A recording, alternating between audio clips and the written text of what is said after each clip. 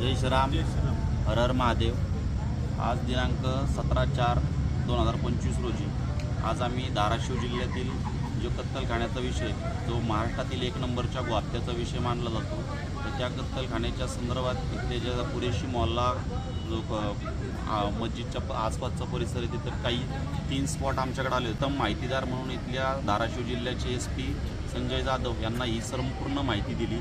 माहिती दिल्यानंतरून त्यांच्याकडून ज्या खाली कनिष्ठ अधिकारी आहेत त्यांच्या कनिष्ठ अधिकाऱ्यांच्या मार्फत आज दुपारी 3:30-4च्या दरम्यान ही माहिती फुटली आणि ज्या ठिकाणी 150 ते 200 जनावर होते तिथं भरपूर प्रमाणात गोमांस होतं. ते गोमांस आणि जनावरं पूर्णपणे पांगवण्यात आले आणि आज आम्ही धाराशिव शहर पोलीस ठाण्याच्या समोर आज आमरण उपोषणाची आग दिलेली आहे. आता 3 ते 4 तास झाले आम्ही या ठिकाणी बसून आहोत आणि आम्हाला जोपर्यंत न्याय मिळत नाही इथले कत्तलखाने जमीनदोस्त होत नाही. आणि आज दिलेल्या माहितीच्या संदर्भात इथले जे स्थानिक SP आहेत त्यांची चौकशी दाखल होत नाही, त्या संदर्भात आम्ही येथे आमरण उपोषणाला बसलो आहे. याची सर्वांनी नोंद घेण्यासाठी आम्ही आज आमरण उपोषणाची हाक दिलेली आहे.